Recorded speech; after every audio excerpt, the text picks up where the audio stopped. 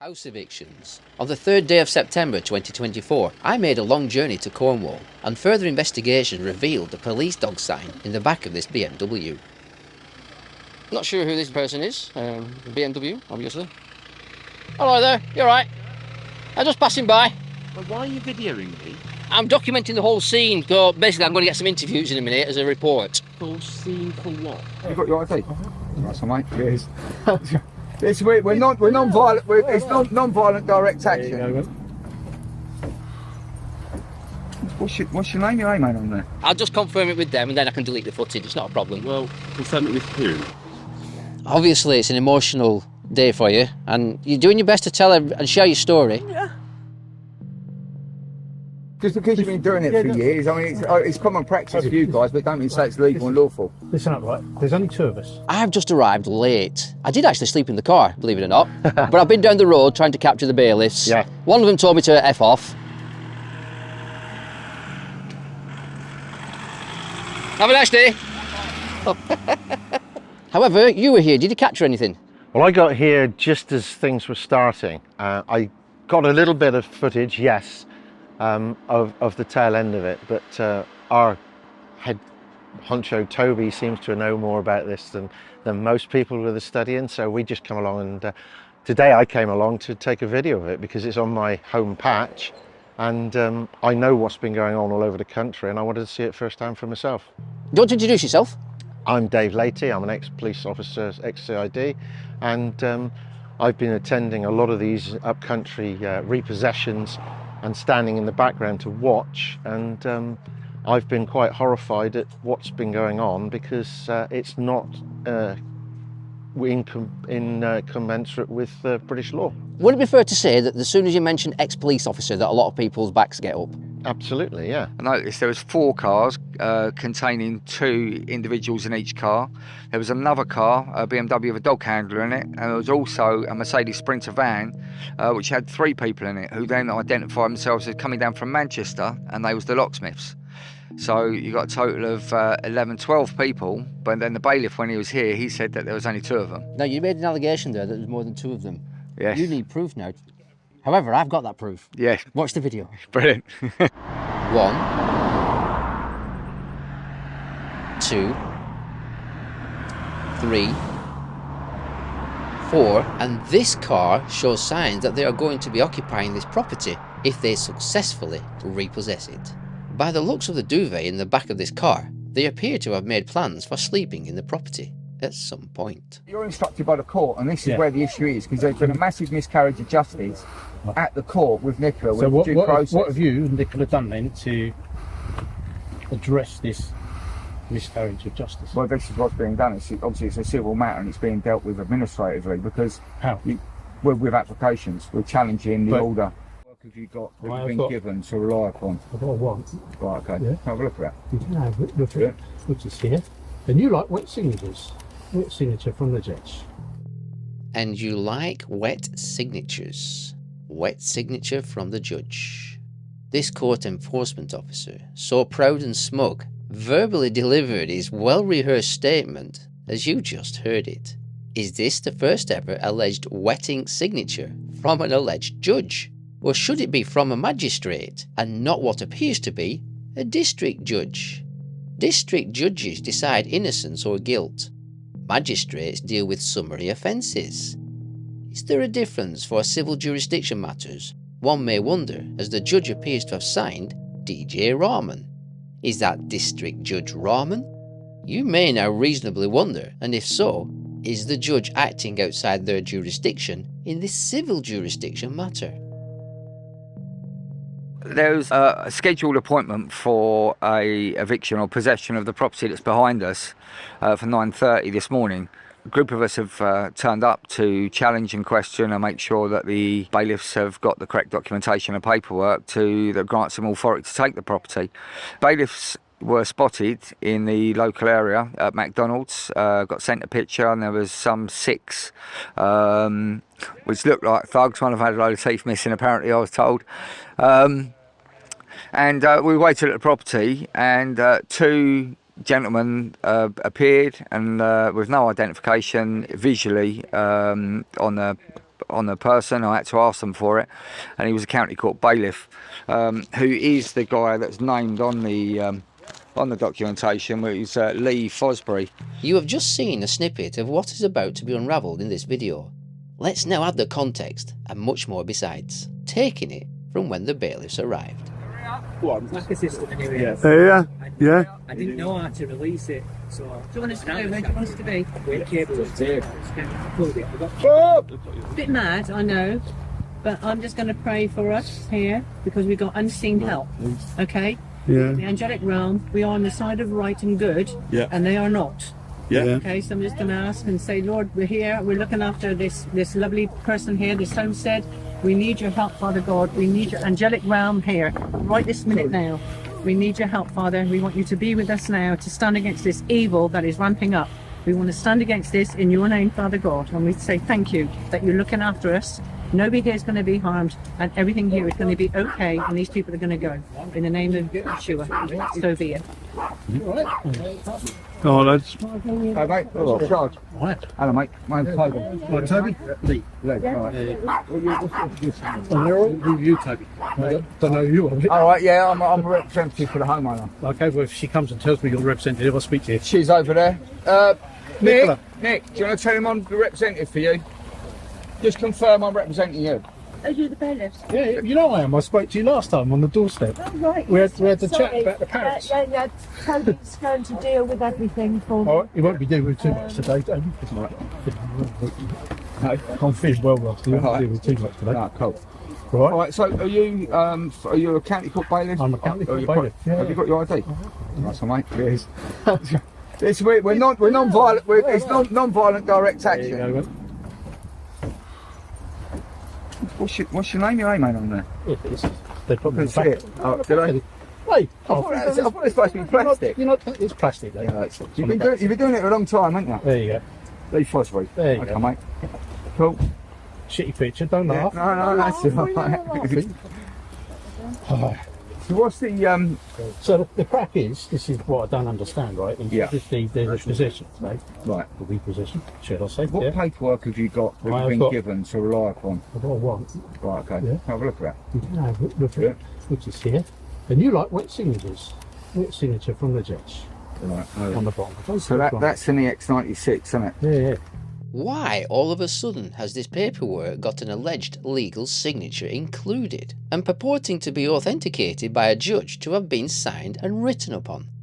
In all the previous house evictions to date I have attended and recorded over the past year or so, not once has anybody ever seen the all-elusive wet ink signature on either a warrant or a possession order. One may wonder, why all of a sudden are they now appearing to include the all-elusive wet ink signature? And it's worth noting, the court officer's knowledge of these house repossessions appears to have come from watching many of the recorded house evictions published on the Bannerman YouTube channel prior to his arrival. But where's the order for possession or eviction? Because that isn't the correct Toby, document. you've done this before. I have, mate, yeah. So you know where it is. It's on the back there, not there. That's a warrant, that's the application. Well, I don't understand. But what we need is the order. No, you don't need the order. We do. It does. Do you want me to show you what we need? No, I know what I need, mate, because I've been doing this for years. Well, But- just because you've been doing it Yeah, for no. years, I mean, it's common practice for you guys, but don't mean to say it's legal and lawful. Listen up, right? There's only two of us. Me and him. And obviously the representative, right? God, So- you look a bit like Mark Ashley Naylor, didn't you? So, we ain't... Mark Ashley Naylor got thrown out of a window, a bailiff for Wilson and Rowe. He looks a bit like him, doesn't he? Does, yeah. No, doppelganger. So obviously, you know, we ain't... I'm feeling rough today. Right. So we ain't going to try and force It's him that to- McDonald's you just eating, that's why you're It is, feeling yeah. rough. I tell you, mate.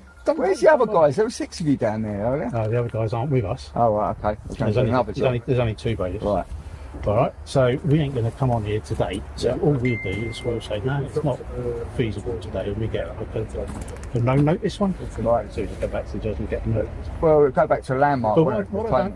what I don't understand is, Yeah. right, this is a mortgage company, yeah? Right, yeah. Right? There's so much equity in this house Yeah.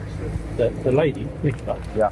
could go and buy a house with the equity she gets out. Because obviously, you know, they don't sell them by auction anymore. You have to give them the proper value. let's do from the state agent. Yeah, so they used to fire sell them off, didn't they? To their Exactly, mates and yeah. stuff. But now there's so much in it. But every time we have to come back, not us, because we just get a wage, and we're the lowest of the wage sort of thing. But every time a claimant sends back all their border uppers, or their security teams, or whatever else they send, Then their eats into the equity. eats into the equity that she's going to get back. Yeah. So, but the issue is, it goes before that, is because the issue is still outstanding in the court in relation to the disagreement with Nicola and the bank. Your about the argument's actual with the mortgage. course, isn't it? That's right, yeah. Do I look like a judge? No. I'm saying, you're talking about the other, what the knock-on effect is from obviously you going away today. Yeah, the knock-on effect is every time we come back, Nicola's equity goes down. That's right. If Nicola wants to argue that to court, she's had 6 weeks' notice to go in and out. Yeah, but this is the thing, because the dispute is actually with the bank before it even gets to the stage of where you guys come out, or whether the metal shutter people come, or whatever. Whoever gets involved to eat up any of the equity in the property, the issue is actually between Nicola and actually the bank, the lender. Right, because there's been a massive... Bank, am I? I know, but you're instructed. Yeah, you're instructed by the court, and this is where the issue is, because there's been a massive miscarriage of justice at the court with Nicola. So with due process. what have you and Nicola done then to address this miscarriage of justice? Well, this is what's being done. Obviously, it's a civil matter, and it's being dealt with administratively, because with applications, we're challenging the order. Liberty of Subject 1354. None shall be condemned without due process of law.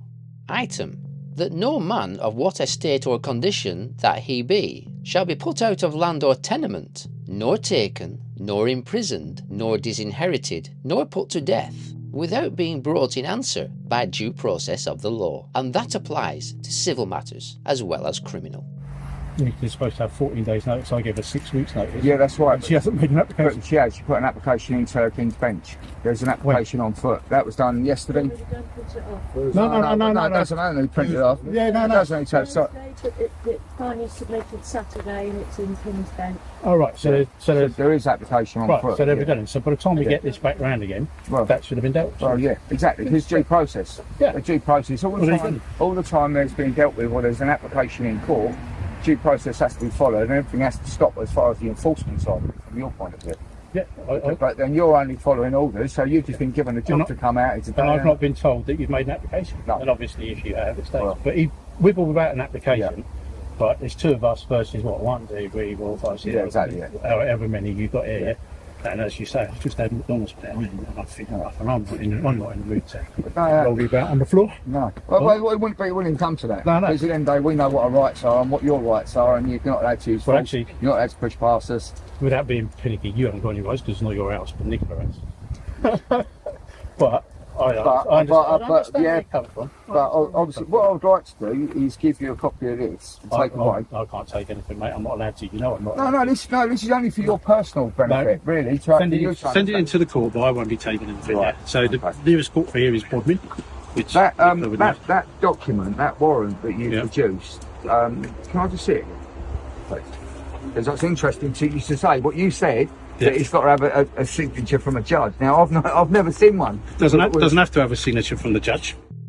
Interesting. If it does not have to have a wet ink signature from a judge, then why did the court officer produce what appears to be a signature of a judge? Not sure who this person is. BMW, obviously. Hello there. You all right? I'm just passing by. But why are you videoing me? I'm documenting the whole scene. So basically, I'm going to get some interviews in a minute as a report. Full scene for what? What's been happening today? What's happening today? Oh, do you not know? No. Oh. Phone to somebody. Oh, you nothing to do with what's happening around the corner? I'm in a lay-by. All right, so you nothing to do with what's around the corner? In a lay-by, mate, on the phone to somebody. Ah, it's no problem. All right. All right, I'll just confirm it with them and then I can delete the footage. It's not a problem. Well, confirm it with who? I understand it's a public place. Yeah. But yeah, that's just a bit... Yeah. You take care. Yeah, thank you. Cheers for that. Ciao. What you see in the rear window of this BMW is a sign saying police dog. And make of his apparent denial and reasons for being there, that of which you will. A lot of people fear the bailiffs, don't they? And recently, over the past few months, I've actually video documented quite a few. And I see a pattern. It seems to be dodgy paperwork. Yep. I don't know what your views on that are. Well, because of the firm that's involved in this, the solicitor firm, Womble Bonds and Dickinson, and their involvement with the post office and all the corruption there, I really didn't know what to expect. And I saw a document today that I have never ever thought existed. I've actually got a signed, well, I don't quite know what it is, by a judge.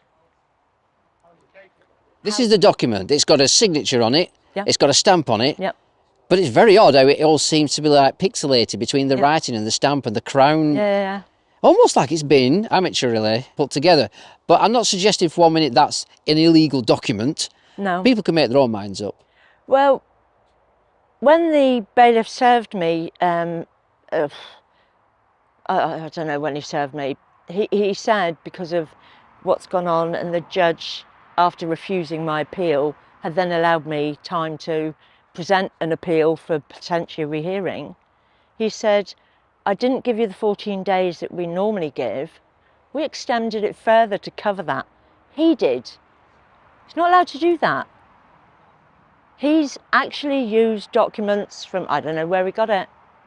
You know, are they on Simply documents? Are they printing them off format? What are they doing? Photocopy? I don't know. Right, so it's important to know that people watching this to have an open mind.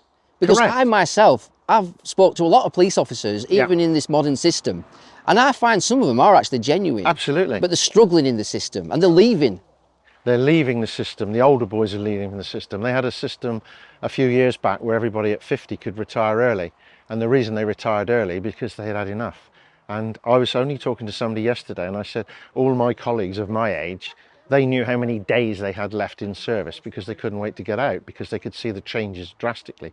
And from an outsider, I've come along now as a neutral person and I'm reporting neutrally like a police officer should and always did. You took a neutral stance on the thing and you upheld the law. I am here to see what's going on, and the guys that here are totally upholding the law, but when we see the bailiffs coming in, they are certainly not upholding the law, and the police officers are going against police policy and government policy. There's a parliamentary policy, and I've got a copy of it here, SN 1034 I think it is, where the parliamentary policy is dictating to the police what they can and can't do at repossession situations. And all of the police forces have copied and pasted that into their policy for attending with bailiffs, or they used to be called bailiffs, they're now enforcement officers. And I see time and time again where they're not trained or not informed of this, the police officers, which is putting them in a very awkward position. I circulated a letter, a report about it 4 or 5 years ago, in fact before lockdown, and that went to a senior police crime commissioner who was circulating it to chief constables, but I don't know what happened about it. But basically I had witnessed and videoed police officers assisting bailiffs to smash a door in and grab people from inside a house and pull them out. Now those police officers were armed, and the offences they were committing were as long as your arm. It was offences of trespassing with a firearm, aggravated burglary, and this is police officers. At one of the scenes I did, there was a lady sergeant there, and I went up to her afterwards, because I stayed neutral, I went up to her afterwards and I said, I have a copy of the policy from Parliament about what you can and can't do at these, and she said, we don't know about that, and we're told to do it by the hierarchy, and we are threatened. And she burst into tears. This is a police sergeant on scene with 4 of her officers with her, and she was in tears. And this was in Bournemouth, and 2019. She burst into tears simply because she was between a rock and a hard place. She said, I know what I'm doing is wrong, but I'm made to do it, or I get told you can go. And she said, what can she do? What can she do? And she was clearly distressed about what she'd done. But she got on the radio to the head, to the control room, and she was told to do what she's told. I heard that on the control room. So I gave her a copy of this document, which she then took to her legal department. I don't know what happened. This is out of my area, so I didn't know what happened about that. But that's the sort of thing that's been going on. Now, I don't blame the police on the ground. They are doing what they're told to do, and they are not given the backup, the training that we had. It took 2 years to train me, 2 years and a lot of money to train me, and many courses. I don't see any of that happening now. I see basic courses, but not to deal with the specifics. And it's, as I say, it's more to deal with the policy that's being handed down from, some say government, some say WEF. That's your decision to, make your own mind up where these policies are coming from. But it does appear on the ground that these policies are being adhered to rather than policing, being a police constable. In the old days, a police constable's rank was second only to the monarch, and they were in the towns to look after the people, and they firstly sided with the people. And in the documents that I have here, and the documents that are, the Devon and Cornwall Police, for instance, have a policy on attending situations with bailiffs. And in that policy, it says the first person to be arrested if there's a breach of the peace must be the bailiff. And that is directly from the parliamentary paperwork. Wow. I noticed you've got a camera there yourself. Yes. Have you got a YouTube channel? I've got a YouTube channel which is quiet at the moment. I haven't posted anything. I am one for making sure I have evidence. Lots of people put stuff out there and then it's wrong and all. Interesting. It's great to get the evidence first, make sure it's lawful, not only legal but lawful, and make sure you have hard evidence of both sides independently, and then report. Very controversially, there's an ex-police officer, acting sergeant, who's left the police now, called Gary Waterman. Have you heard of him? I know Gary Waterman. Can I just yes. point something out? A lot of people are saying that he can't be trusted. However, Right. some people do trust him. Yeah. I have an open mind. Yes. And I struggle seeing some of the evidence he's claiming to present. But you've mentioned there presenting evidence before making allegations. Yes. Do you think he's doing himself any favours by the way he's going? I don't know if you've seen any of his videos. A lot of what he says is correct. A lot of what he says is correct. I was asked to go on a show on a panel with him, but I declined because I'm not entirely sure that his delivery, shall we say the delivery, is not as I would deliver it. I would make sure of my facts first, and I would present the evidence and have a discussion. To me, personally, it seems a little bit shouty, and it seems and that tends to make the public feel a little bit on the back foot, and they think, well, they can't make their mind up. You have to be calm, you have to be evidential, and you have to be completely non-biased and neutral in this game, and you have to report on what is happening, not what you think is happening, but what you can prove is happening.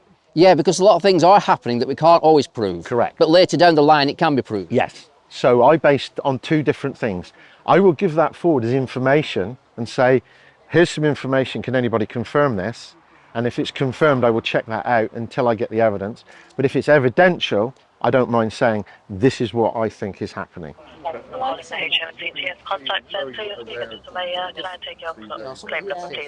Womblebond Dickinson, in relation to claim number Kilo 00 Bravo Juliet 268, property address, Red. The first line of your address and the postcode, please.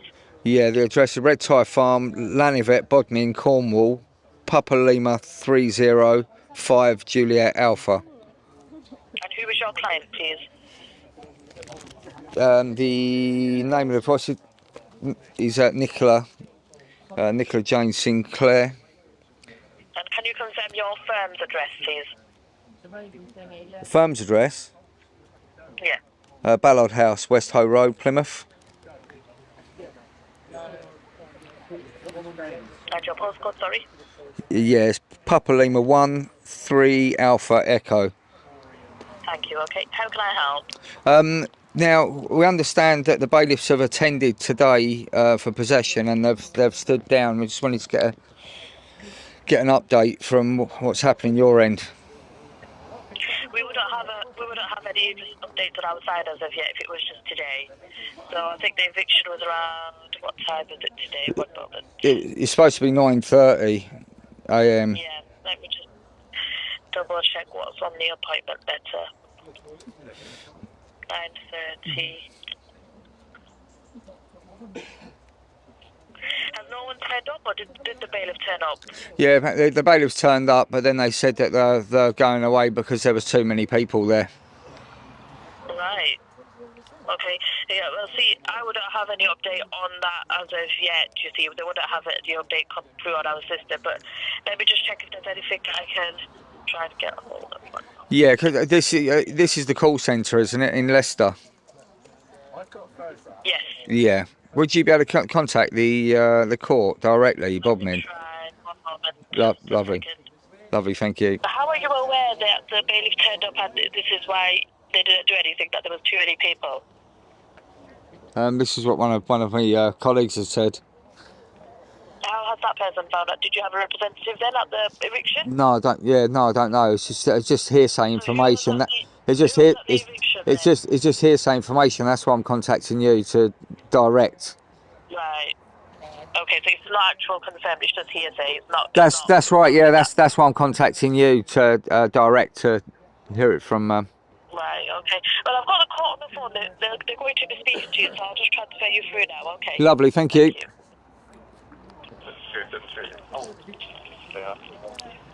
Hello. Hello. Hello there. Sorry, you're very quiet. I don't know if you can turn the volume up a little bit. No, I can hear you very loudly. I'll speak as clearly as I can. You're actually through to the Truro court. This is a Bodmin warrant. So I'm not quite sure. The call centre have put this call through to us. What were you seeking to find out? Sorry. Sorry, where am I through to? Truro court. You're through to Truro court. Right. Yeah. Bodmin, that's it. Okay. Yeah. No. I definitely specifically give the court case, claim number, and all the specifics. It was Bodmin.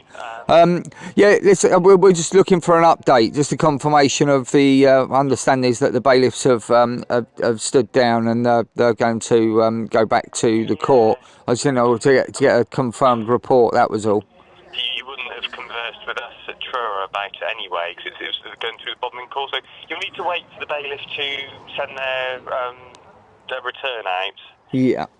On that one. Alternatively, you can email the Bodmin court. Okay. Oh, thank you. Nice to meet you. Ask for them to see if they can get some Confirmation. from the bailiff, which they can email to you if it's a paramount urgency. Sure. We're a different court office. I can't. I mean, he's out on the road though, the bailiff, so he probably won't be able to give you an immediate update. Did you have a representative present at the eviction appointment? I believe we're supposed to have one there. Yes. Just take a note of your name for reference, please. Yeah, it's Steve at the Truro court. Steve at Truro court. Okay, Steve. All right, lovely. Thanks for your help.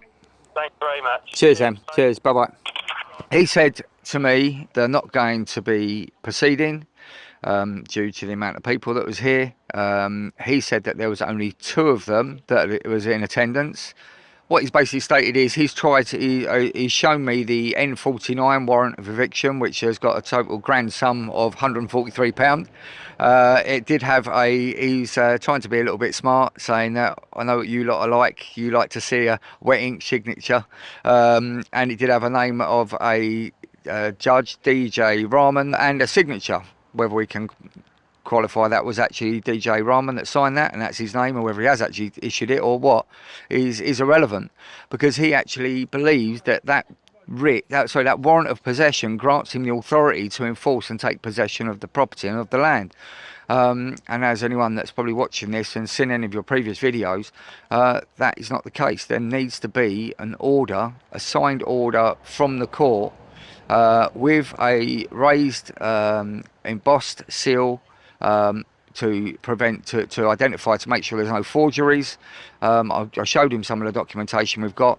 We've had this in several court cases before where Mr. White, as is affectionately known by the gentleman at the side of you there, by the Crown Service themselves, in his court case it was identified, all of that documentation, the M49, the X96, all the paperwork that the bailiffs turn up with is what was produced in his court case and many other court cases that have been in when it gets into the criminal court, where the judge has to be satisfied that all of the documentation is correct and present, and the documentation that they produce is the same documentation they've tried presenting today, and that doesn't grant them any authority to take possession of the property. So again, it's just down to bailiffs being misinformed by their superiors that they believe that they can come and take properties with toilet paper. I've heard that there's an ex-police officer over there, so I'm going to try and get an interview with him. Okay. Yeah, Dave Latey, he's been fighting the system for quite some time, and he's got an awful lot of knowledge from the other side. I know you're not a police officer now. No. When did you leave the police? Oh, it was 20 years ago. 20 years ago. Has it changed, the policing? Drastically. How would you describe it as changed? It's gone from being constables, which were answerable to the people and the public and supported the community, to now officers, which are policy officers, which carry out the policy of the government. There's a massive difference. House repossessions. Is there much of this happening in Cornwall? 100%, but we just don't know about it. I set up my group from your link, from Mr. Naylor's little shindig, you know, the smash and grab, and I followed it because I knew that I was in trouble and I knew that I needed help, and I contacted Rapid Response on Telegram and the peace officers, and I set up groups on there to try and bring together a group of people here, like now, not just for the block, but when they attempt to come back, because they are using warrants that are not legal, they're drilling locks, they're using locksmiths that are not allowed to break locks. It's peaceful entry, you know. It's how do you deal with that? You end up barricading yourself in your home to wake up to somebody drilling your locks. How do you stop them? We need to set something up good and hard down here so I can make a phone call. There's somebody at my door. Help. That's what we want. So come on, Cornwall, let's get this going. We're very vulnerable, but you know, I'm the first on the line. Didn't realise it was going to be me that was going to produce the document with a judge on it. God knows what that is. I've got to have it confirmed. Toby presented them with a lawful argument, a lawful, reasonable and well-delivered argument, and saying this is not correct paperwork. And also there is currently an application in for a stay, or an application on an appeal, which went in the paperwork, which the bailiff wasn't aware of. So I think he used that as an excuse to back off. This was one of the more reasonable ones I've seen. Usually they don't care about the paperwork. We've actually I've got 4 warrants at home, and if you put them on a computer screen and you flick between them, the court stamp doesn't move. And if you look closely, the typing of the warrant is over the court stamp. So what the bailiffs or whoever, what somebody in that pipeline has done, has got a blank copy of a court seal, photocopied it numbers of times and typed up their own warrants. Uttering, criminal offence. Uttering a false instrument. Yeah. Uttering is a criminal offence and is written in legislation under the Forgery Act 1913, Section 6, and also referred to in the Fraud Act 2006. There is lots of legislation to protect the people, but the police don't want to reference it as a crime. The fact that the police don't record it as a crime when the people report it to them is also deemed a criminal offence under the Criminal Justice and Courts Act 2015, Section 26. Police officers can receive up to 14 years imprisonment, a fine, or both for failing to provide the service they are paid to do. Not a lot of police officers know about the Criminal Justice and Courts Act 2015, Section 26. And if they knew about it, would their conduct in public office be any different? Yeah. What's interesting is the police don't seem to investigate these alleged fraudulent documents. I don't know how you deal with that. Apparently there's something called action fraud. I've heard somebody call it actionless fraud, which seems fitting in many cases. However, it does seem very dodgy. There is nothing. And the firm that I'm dealing with, to use an international law firm that represented the post office with all the error codes that they denied on disclosure, and look what they did there. And that is the firm I'm dealing with. This is a bulk standard, everyday repossession. Why the need for that firm? How are they still in business after what happened with the Royal Mail? God knows. People of Cornwall. Yeah. Maybe a slow awakening, as they say. Yeah. But maybe if they see this video and what's happening here, they might start a community A rapid response? Maybe. I perhaps? wouldn't encourage anything, but I'm just an observer. But, you know, if they do, it may be a good thing, yeah. So if people join rapid response, they can learn from other people's experiences. Yeah, they don't have to join. They can just observe, watch your Bannerman videos. I mean, that's very informative. I've been watching them as well, and it's and what you're saying is correct. And obviously you do check out your legalities and your lawfulness before you put it out there. And what you're saying is correct. You've got to be careful these days, because Absolutely. now they're actually arresting people for sharing posts, inciting, and encouraging people to commit violence. Oh yes, well this is what I said at the answer. beginning. I wouldn't encourage any violence. It's a peaceful attendance to make sure that the law is being upheld. And that is all it is. And that's all it takes, really, isn't And it? that's all it takes. Today's an If example. everybody behind, if the bailiffs were acting according to the law, these people wouldn't be here, because they wouldn't have a reason to be here, and they wouldn't be able to justify being here, put it that way. I made a mistake by not making an application and putting in something. I went into that courtroom on my own, and I was a victim, and they annihilated me. And I've not had any defence. They don't even know what my case is, and they've gone from a possession order to an eviction. I've not even jumped in. There's nothing with me on it. I've got application with King's Bench at the moment for an emergency injunction. The paperwork filing system is rubbish.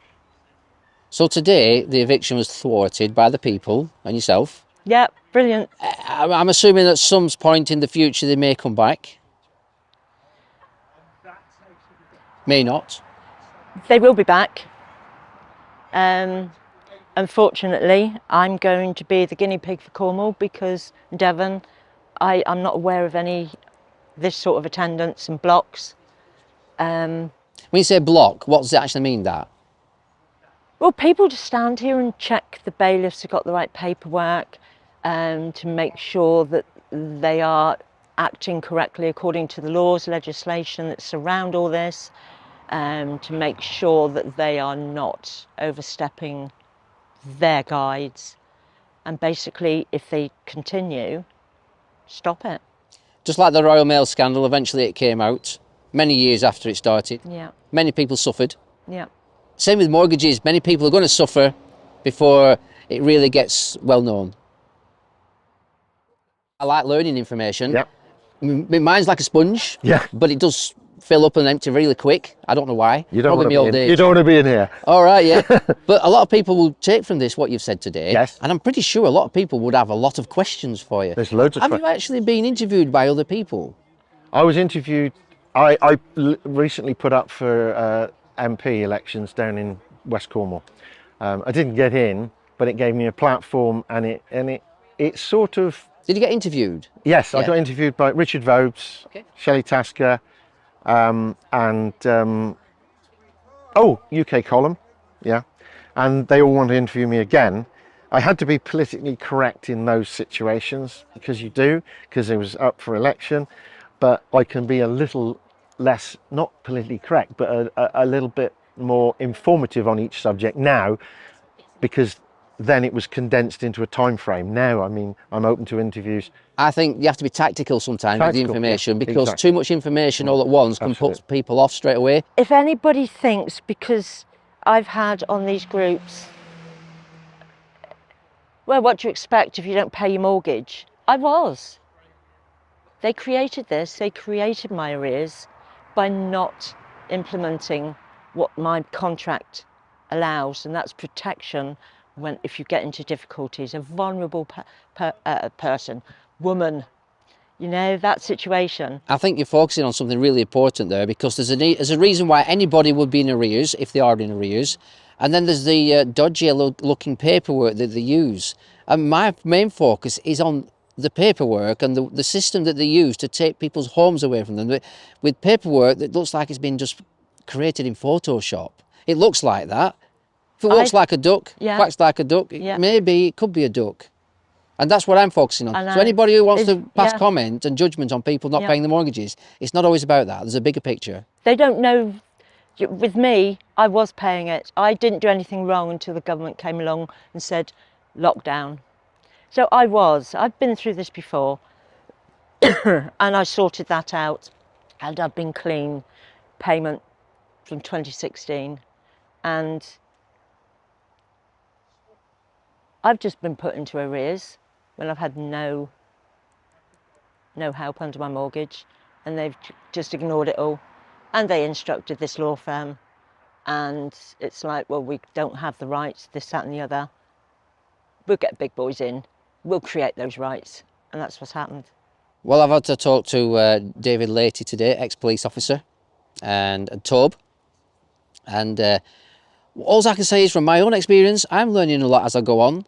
And I like to think that the questions I ask is to help other people see the bigger picture.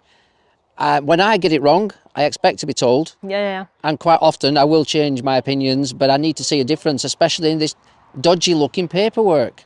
It's a joke. I mean, I have never, all the rapid response, all the eviction blocks, all the recaps, using these documents, there has never been a judge's name on the document. Well, hey ho, Cornwall, we got a judge's name. I just don't know where to go from that. And we got a signature, because he was so proud of it.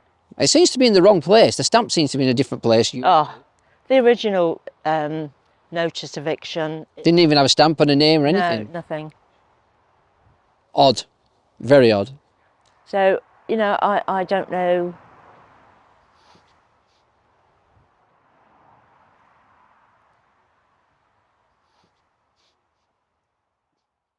Rapid response. When did you first hear about it? When it first started. You know, I don't even know when it first started. When did it first start? Well, it just sort of came together. Rapid response came I'm aware that it might have been about just over a year ago. I could be wrong. There's always been people responding to house evictions. Yes, there's been people responding since, well, as I say, I was in Bournemouth for a meeting up there. We were up there to watch a premiere, and we heard of one of these things going on. So I took my camera along just out of interest, and I stood back with a zoom lens to watch what was going on. And then afterwards, that was where I went and spoke to the police lady and just had a discussion with her to say, you know, do you actually know what you're doing is wrong? And she admitted she did. And it was from then on that I went to a few more and videoed and just to see what was going on.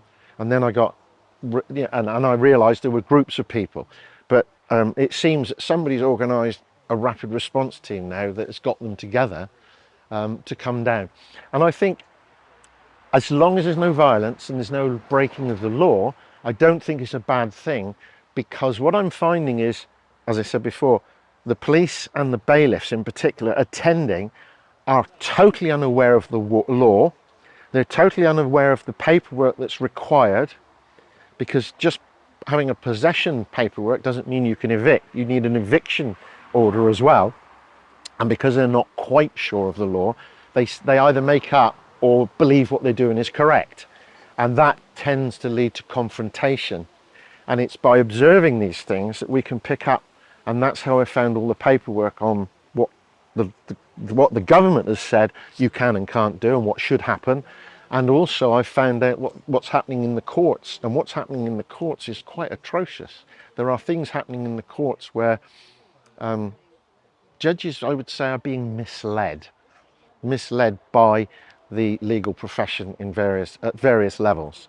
I've experienced it myself, and I've been to court, the High Court in London half a dozen times, the High Court in Manchester twice, and county courts all over, as a Mackenzie friend, and also on my own defence as well. And I've learnt, and I'm saying this is what I like to do. I like to gather the evidence, and what I'm seeing is obfuscation of documents, redaction of facts, so when it's presented to the court is not quite as it should be, and that has a knock-on effect, ends up in a repossession warrant, ends up in a situation like this.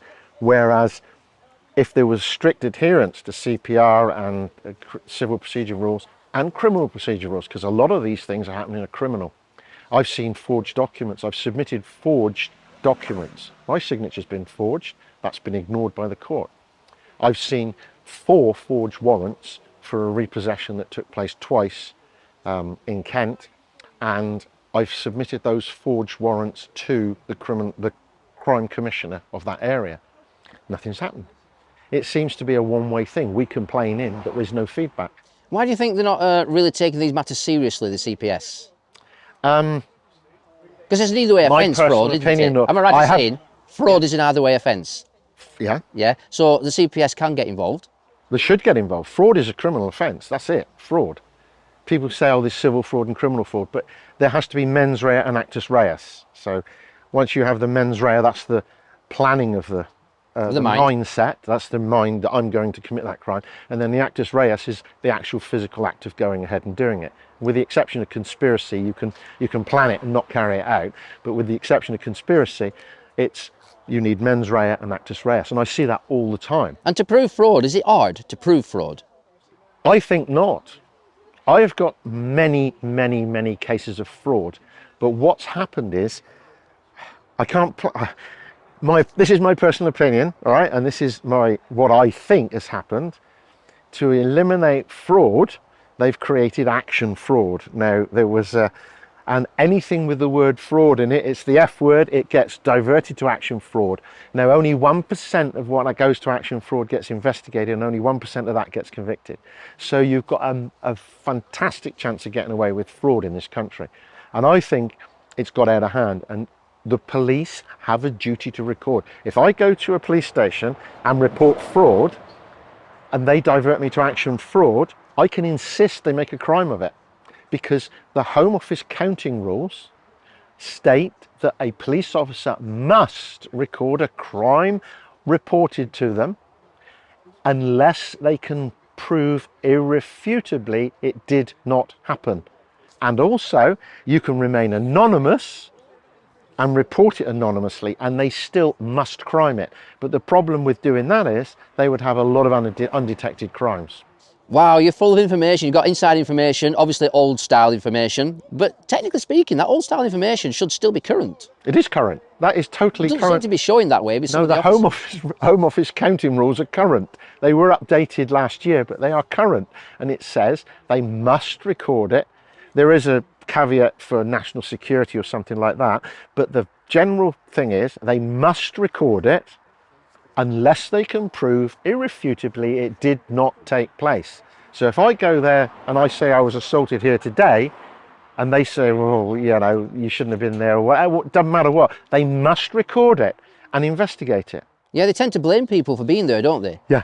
You know, you can be anywhere you want in a public place. And just because you're a victim, Yep. they try and turn it round on them. And they turn it round on them. And I think it's, as I say, my personal opinion, lack of training, lack of knowledge, lack of experience. And let's face it, most of the police officers coming in are youngsters. They come in with the right intentions, but I think they just get sidetracked into, this is the way we do it, this is the way we've always done it, blah, blah, blah. But that's not lawful. Do you think then the police need retraining, or maybe run another police force alongside them and eventually possibly replace them with something more efficient? Well, there are decent police officers around, as you say, a lot of decent ones, but their hands are tied. What we need is out with the old, in with the new? Not necessarily a new police force, but they need to start from the top down, that the police are there to serve the public and are paid for the public. They're public servants, and they need to uphold the law, and then they need decent training in the law. And the law that they're trained in, it's like everything else, is like school. There's things that you're taught at school you're never going to use in life. I mean, if you want Pythagoras theory, you use a computer now, things like that. So the police need to have training on this sort of situation according to Home Office guidelines and parliamentary papers on the subject, where the Parliament has decided what should and shouldn't happen, and the courts, and there's stated cases. I mean, it's not Parliament that makes the law, it's the courts that make the law. Parliament suggests it, courts make it, judges make it, but it's all the same. And if you look at the stated cases, you've got lists of stated cases, and I would say I haven't witnessed one of these repossessions where the law has been upheld properly. Anybody who owns a property, it's not safe. And the sooner they realise that and start reaching out and helping people, like the wonderful people that came today, all over the country, yourself, come down. They don't know me from Adam.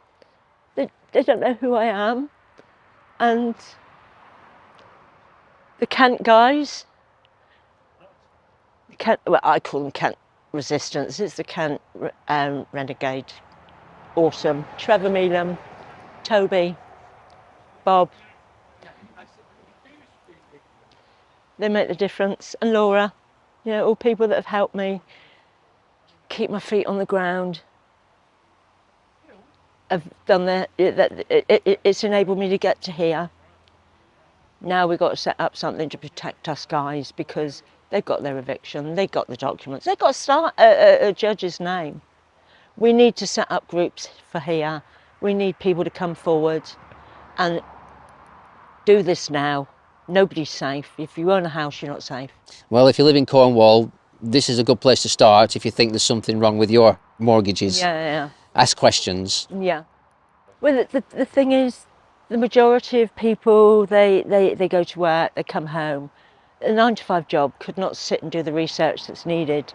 I've been on this since 2012, and the original company tried eviction, and the whole of my life has gone into this. It's affected family. I don't have a life, and people that are 9-to-5 would never be able to even put themselves in the situation I have with the evidence to support it. Get out there. Justice is not in the courts. It's not in our name.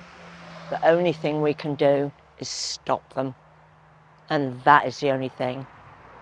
So come on guys, please come forward. We're going to be setting up groups down here. Show us that you're going to help us, because numbers are key. Because I'm now, in a situation where I don't know what's going on, because I don't know what these documents are. They've not been seen in any of these repros before, ever. I just need to know what it means, how I move forwards. I need to get onto the King's Bench to see what the injunction's doing, and I've got to get my case in court, because they've gained an eviction notice and I've not even had a say in this.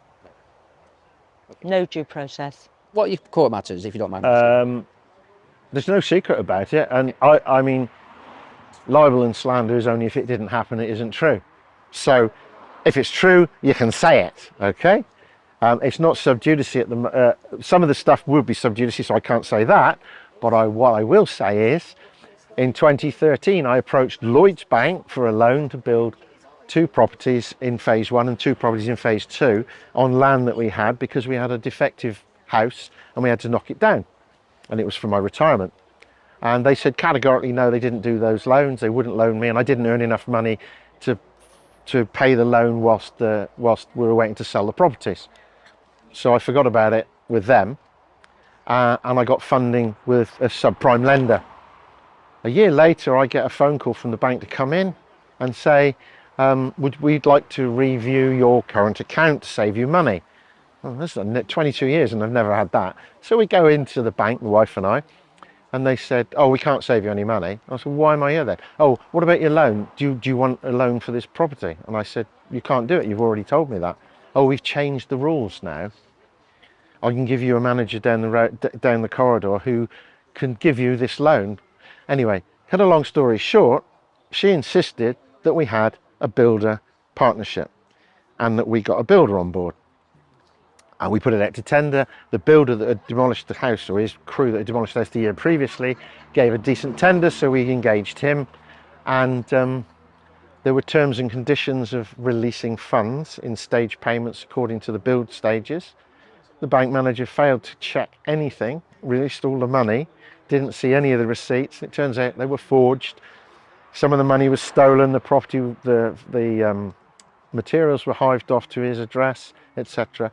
He ended up going to court, Crown Court, got a 6-month suspended prison sentence for defrauding Lloyds Bank. Lloyds Bank refused to accept that, did not put in a claim for compensation with him, and instead have come after me for the last 9 years to repay the money that he stole, and compound interest, which is now running in the 600,000. Wow. And we've been running in and out of court after that. And the court is not really interested in the fact that he stole it. He's not been joined in the matter at all. It's down to me I made an offer because obviously the loan, part of it paid off the original mortgage, so I offered to give them that and then help them with my skills as a DC to recoup the money through the Proceeds of Crime Act 2002, for which the police had already put a freeze on this guy's various properties. Yeah, they ignored that. This guy sold the properties, moved his money out of the country and left me holding the baby. So naturally, what would you do in that position? Would you fight or would you fold? Well, I think you would fight. Right, exactly. Yeah. A lot of people give in though, don't they? Because it's very hard to do. I've had, at that time, I had 4 teenagers living in a holiday caravan, ice on the windows throughout the winter. My wife was under the doctor. 3 children had to have, shall we say, counselling. 2 of them didn't do very well in their exams at all, and we're still suffering 9 years later. And now the bank wants to take me back to court to recoup that, plus all the court costs, because a negligent manager, and I say criminally negligent manager, and I'm very careful with my words, allowed the builder to steal the funds. And guess what? In court only a few weeks ago, I first learned that this bank manager had been managing the builder's company accounts for 2 years, and he introduced us to them, which is why the bank called me in the first place. Wow. Is that not a conspiracy? It absolutely sounds like one. It sounds like one. That's why I say, is like a chicken, it sounds like a chicken, it's a chicken. I'm not saying it is, I'm saying, is it? I'm asking the question, is it a conspiracy? Is it criminal? And is it a criminal pursuit of unjust enrichment by Lloyds Bank? Well, no doubt you'll get to the end of that journey. I presented this to Lloyds Bank annual general meeting in 2021, and they promised to investigate this and a number of other criminal offences that I handed to them. The investigation did not take place. I ended up with a leaflet on how to make a complaint to the Ombudsman. You're not at the end of this journey yet, are you? I've just started. Yeah. Okay, yeah. So no doubt in the future you'll be able to tell this story, a bit like Absolutely. The scandals with the Royal Mail. Oh yeah, we can revisit this and see how it goes. But the problem is, with the court system, you're only allowed to do certain things according to the rules of CPR, civil procedure rules. And if you fall foul of them as a litigant in person, which I have by accident because I was being treated for cancer, I had life-threatening cancer in the last 18 months. I had a kidney removed, and I've been on many treatments since. And whilst I was having the treatments, I missed complying with one of the orders just to get some documents in. And because of that, I now stand to lose my building plots, my life's work, everything I've ever worked for, just because the court wouldn't adjourn, because I was in the doctor's surgery on the day of the court. And of course I missed something, and I accidentally missed a document, and because of a documentary procedure, it doesn't sound right to me that somebody who has been convicted of stealing the money, I have to repay, and I lose everything because I didn't do a procedure further down the line that I should have done. Yeah. It's crazy. And it goes to show that you know the people at the top have no boundaries. Ex-police officer yourself, current serving police officers, this can happen to them as well. It will happen to them because the WEF says you'll have nothing and we'll be happy. And I know how they're going to do it because I've been talking to somebody who actually worked within the WEF. Obviously, people came from around the country. What would you like to say to the people who came? Thank you. You actually made an absolute difference mentally, physically by attending. And we need more people. We need to be more protected in Cornwall. There is a lot of people in trouble, whether they realise it or not. It's not about mortgages. It's about taking those houses, those farms. So many people have lost their homes, their farms, their businesses, with no mortgages. I think this is going to get a lot worse as people are finding financial hardship even worse, and I think that's going to get worse in the next budget. I don't know. But what I would say is stay lawful, present your case peacefully and coherently and sensibly, having done the research. But there is plenty of us out there who you can communicate with. The government, the documents I've downloaded today to give to the bailiffs, they are from the government's own website. So if it's from the government's website, legitimate, you know exactly where you are, you know what's right and what's wrong, and the police force copy and paste that into their policies. It's all out there, you've just got to do your own research. And I would say, don't react, be proactive in such a way as become informed. Knowledge is power, and you just need to be knowledgeable. And to be fair, if you're knowledgeable, when you go to court and the judge knows that you know the law, it tends to go a little bit more straight. But if you're out of your depth, and you show you're out of your depth with the police, with any authority, if you show you're out of your depth and you don't know what you're talking about, you're going to lose. You need to know. And if you are wrong, like I do, if I'm wrong, the first thing I do, hands up, apologise, walk away. If you're wrong, you're wrong. I agree. But if you're not wrong, stand your ground peacefully, stand your ground and present the evidence to show how you are right. Don't be scared, lose your fear. If anyone's facing any eviction or threats of eviction, then get in contact with your local rapid response or local community areas, your local social community groups, because people will come together. There's a lot of people come from different parts of the country again today, and it was sufficient enough for them to only send 2 people down the drive as opposed to the 8 thugs that was loitering about eating McDonald's this morning.